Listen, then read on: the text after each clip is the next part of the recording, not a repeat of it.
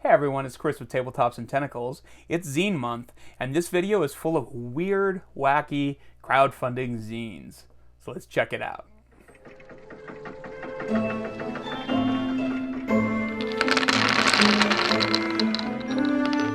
What is up, you wacky wanderers? It's Chris with Tabletops and Tentacles, here with another Zine Month project rundown. So we got a little bit of a mixed bag in this video. We've got weird stuff on Itch, we've got weird stuff on Kickstarter, we've got weird stuff off of both of those, but they're all a little strange and unusual, so I kind of thought they'd go well together. I really found that I was interested in all of these for about the same reason, so I thought they would make a great grouping. So make sure you watch all of the video and check out every project in here. They're all super cool, they're all funding right now, and are all definitely worth supporting. Thanks for watching, everyone. Let's dive in.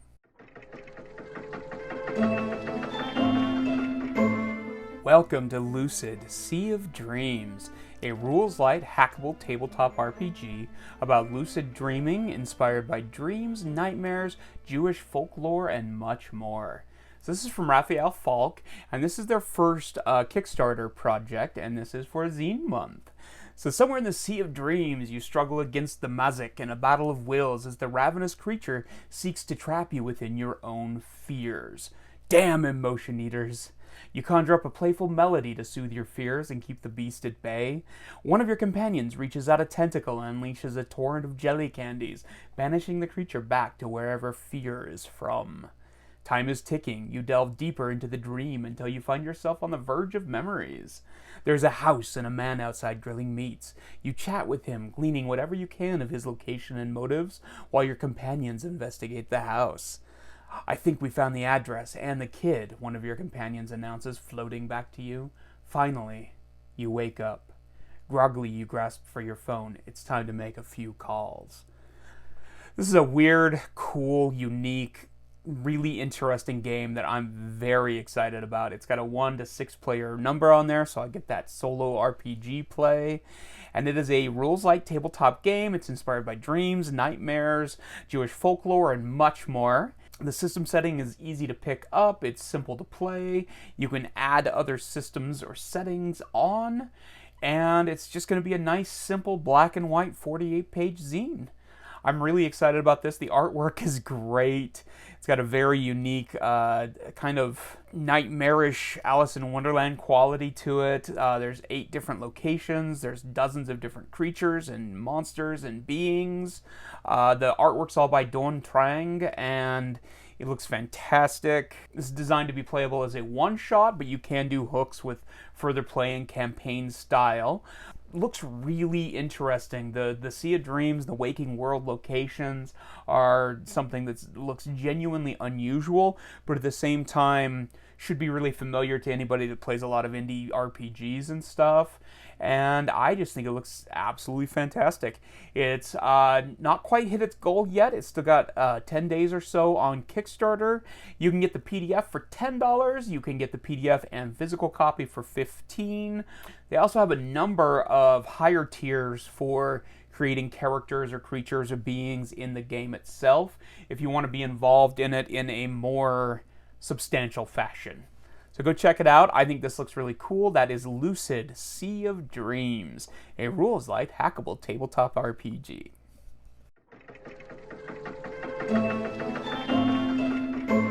Next up is AnnaX66 Redux. This is from Slade Stoller and Scablands Press, and it is an eclectic sci-fi post-apocalyptic tabletop role-playing game for 2 to 6 players. This is using the Marked by the Odds system, which is a really nice system for something like this. It's a little weird, it's a little funky, it's fairly fast.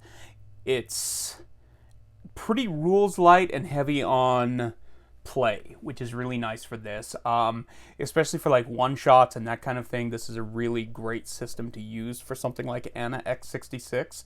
There is not a lot of time left on this project, so if you're interested in it, hop on it right away. However, this one is both kickstarting and Itchfunding, so I'll have links to both of those below. And I think the Itchfunding is probably going to go a little longer than the Kickstarter, so if you do miss the Kickstarter page, you can hop onto the Itchfund, I think. Don't quote me on that, though. So Anna-X66 is a tabletop role-playing game that mixes together 80s and 90s sci-fi films, comics, and novels with a pick-up-and-play rule set. You wake up in a world that hasn't recovered from devastation and desperately needs your help. Luckily, everywhere you turn, there's a friend and a half-buried artifact that defies the laws of physics. You can bet some shady characters want to get their hands on what you found. Are your characters special? We don't know yet. Make them special. So far, they're just incredibly weird. There's also a super intelligent AI that wants to assist you, but that hasn't gone well in the past.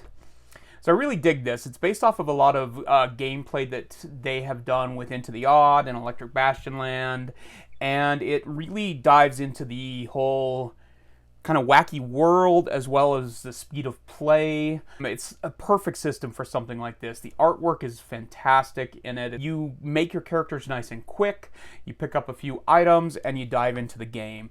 The Game Master is one of those situations where it's a little bit of a play as you go, let the world create itself, let the players create the world. It's got some hex crawl exploration elements to it as well. The map looks awesome for it. It's going to include elements describing cities, and it's going to have maps for hex crawling. And I just think it looks absolutely fantastic. There are multiple different locations, including Harbor City, Sunk City. So Slade Stolar did most of the writing in this, and then Carlos Andres is doing the artwork, and I believe some of the design as well. And then the layout and graphic design is from Megan Bennett Burks. It looks clean, it looks gorgeous, and I think it looks really fun. They fund it on Kickstarter, but I'm actually surprised that they're not doing a little better than they are, because I think this game looks great, and I really highly recommend that you check it out. So you can get a community PDF for $4 on this, you can get a regular PDF for $8, or you can get the physical zine for $18. There's also a digital designer thing that lets you create an NPC or an enemy or something like that, and there's retailer copies for it. So it's definitely worth checking out. Hop on, I'll throw links below to the Itch and Kickstarter pages for AnnaX66 Redux. Next project is a 2-in-1 flip book, which I'm a huge fan of. I love flip book type stuff, so I'm really excited about this. So this is from the Afterthought Committee, and they are releasing a flip zine containing a game called Forsaken and a game called Pyramid Scheme in the same zine on a flip style format. This looks really interesting. So Forsaken, these are two quite different games, but they have a very thematic kick to them. So they are fundraising this entirely on their own site. They're not on Itch, they're not on Kickstarter, they're trying something different, and I want to support this as much as humanly possible. I think it's doing pretty well so far. They're about halfway to their goal. You can get the digital copy of it for $8, you can get the print and digital for $16, or there are retailer options. The page is really slick, it's really nicely laid out, it's easy to browse through, especially if you have the following. I think this is a really cool way to do something like this, and I'm hoping it succeeds because I really dig it. Forsaken is a game about finding light in the darkness, about using your voice to cut through the pain of silence with the power of imagination. Become the titular Forsaken, both as children laboring for the happiness of others, and later in their lives as heroes protecting a world that tried to break them. In the city, your characters are children making sense of the world around them while they establish their own sense of identity. As players, you'll need to provide opportunities for your characters to display vulnerability and showcase their strengths if you wish to generate hope. It's this hope that will give them the strength to carry on, rise above adversity, and establish a bright new future. In the kingdom, the children have grown up into great heroes embodying legendary tales of violence and contemplation. The kingdom is illuminated by Lumen, which is a perfect system for that. I'm working on a Lumen system right now as well, and it's the perfect system for something with epic legendary adventures and still have some really nice solid story playing too. On the flip side, we've got Pyramid Scheme. So in Pyramid Scheme, you are exploring the city of Zisel, the shining valley rich in plunder and souls, where the great apes have established a utopian oasis. Where the great apes have established an utopian oasis. where the great apes have established a utopian oasis of reason and logic hidden from the looters and layabouts of the world. Meet the city founders, those titans of industry who, tired of the sweat of their brows being stolen, recused themselves and their immense genius in a privately owned paradise, powered and funded by their immense intellect and hereditary fortunes. Marvel at the technological wonders brought about by the spirit of individualism, ego, and integrity, such as the public address system, which allows the city founders to broadcast the distilled genius of rhetoric in hours-long speeches. Neo-fantasy tours will be your guide to getting the most out of each and every visit to the wonderful city of Zisel, where dreams are sold. So Pyramid Scheme is a setting guide, and it sounds amazing. I'm super into this type of, unique, really sort of off the wall, but really well thought out locations that you can take and drop into your system or your game or your campaign. And I think this one in particular is just really fascinating. I'm super into this. Their funding goal to make this project a reality is $3,000. That goes towards wages for their artists and authors. There are no stretch goals, and they're just focused on making the best zine that they can. So please go check this out. With them funding off of Itch and Kickstarter, they need as much attention as they can. Share the project, follow the links below. So go check out Flip Issue 1, as they're calling it. I think it looks really cool. Honestly, I think either one of these sounds like it's worth backing for the price, let alone both of them on the same thing. I'm super excited about this. I'd love more Flip zines, actually. It's a great idea.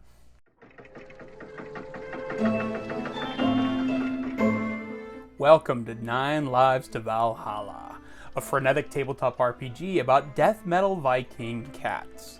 That should be enough to sell it for you right there, frankly, but this game looks super cool. This is from Genroom Games, who is Kali Lowry and Dan Phipps, based out of Los Angeles, and I think this looks super fun. It's ultra-violent death metal Viking cats earning their seat in Valhalla through glorious violence and death, all 9 of them, which I think is a really fun concept for something with death and destruction and everything, is to go with the 9 lives thing. You're guided personally by death in the game, and your merry band leaves a wake of ruin, ending only at the hands of truly worthy foes. You find treasures, trade with merchants, mercenaries, ghosts, and follow death to see worthy foes, fiendish traps, and ensure your place among the greatest warriors of cat kind. I think this looks fantastic. The art's very tongue-in-cheek. It's mostly black, white, and red. It's an original rule set designed to be really quick and fast rolls, where every roll is life on the line. All new original art, including cat Vikings, mouse knights, and leash-worshipping dog sorcerers, which is fantastic. I love that. It's 32-page, A5 staple-bound zine. Nice and simple, super cool. This also includes an adventure called The Wreck of the Murderess in digital and print formats, which will be a 16-page zine with a hex map and new art and everything else. There are tiers where you can get the zine as well as the adventure on there. It's $5 for the printable version of the PDF, $10 for the physical zine, $15 for the physical zine and the adventure, and $150 if you want to... and $150 if you want to include your cat as a murderous Viking. I think this is super cool. I love the idea of this. So 9 Lives to Valhalla has about 2.5 weeks left. I'll throw a link below to the Kickstarter, and I hope you go check it out. It looks really fun. As always, thank you so much for watching. If you'd like to support the channel, I have a couple of games coming out for Zine Quest. I've got one that I'm releasing through Tabletops and Tentacles at the end of the month, and I have one coming Tuesday from Squid Ink Games called Those Wretched Kids, which is a solo journaling game about playing a Scooby-Doo villain, and you can find links below. My Zine Quest project 3 Dice 6 from last year is also finally available over at DriveThruRPG, and picking that up would really help us out. And as always, you can also join our Patreon. The patrons at my Patreon are the best people ever, and I can't thank them enough for helping support me and our channel and our efforts to make cool, geeky stuff. As always, thank you for watching, thank you for supporting indie creators, and may you live in interesting times.